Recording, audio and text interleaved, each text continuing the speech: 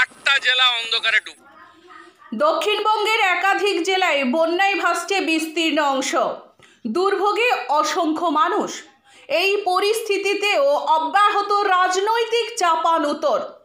বিরোধী জোট আইএনডিআই এর অন্যতম শরিক হেমন্ত সোরেন যে রাজ্যের মুখ্যমন্ত্রী, সেই বন্ধু রাজ্যের সীমানা সিল করে দিল বাংলার তৃণমূল সরকার। সিদ্ধান্ত নিয়েছি, যেহেতু জল ঢুকছে, এমনকি আমি দেখে এলাম মিদনাপুর দিয়ে, আপনারাও তো যারা আমার সাথে আসছিলেন, ন্যাশনাল হাইওয়েতে জল উঠছে। সুতরাং 3 দিন ঝাড়খণ্ডের বর্ডার বন্ধ থাকবে, সিল থাকবে।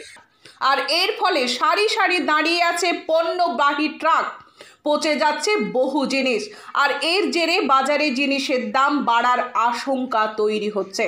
অন্যদিকে ডিভিসির সঙ্গে মুখ্যমন্ত্রীর সম্পর্ক ছিন্ন করার প্রেক্ষিতে হুঁশিয়ারি দিয়ে শুভেন্দু অধিকারী বললেন, উনি পশ্চিমবঙ্গের ভাবছেন নিজেকে প্রধানমন্ত্রী।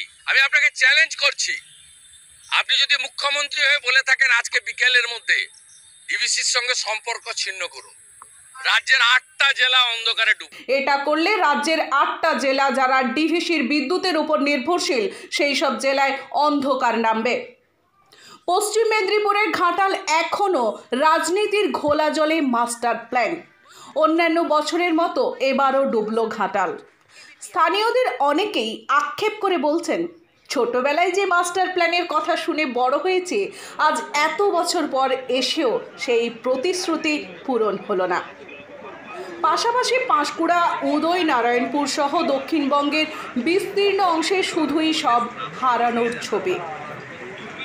রিপোর্টে মৌসুমী মুখোপাধ্যায়, র্যাপিড নিউজ ইন্ডিয়া।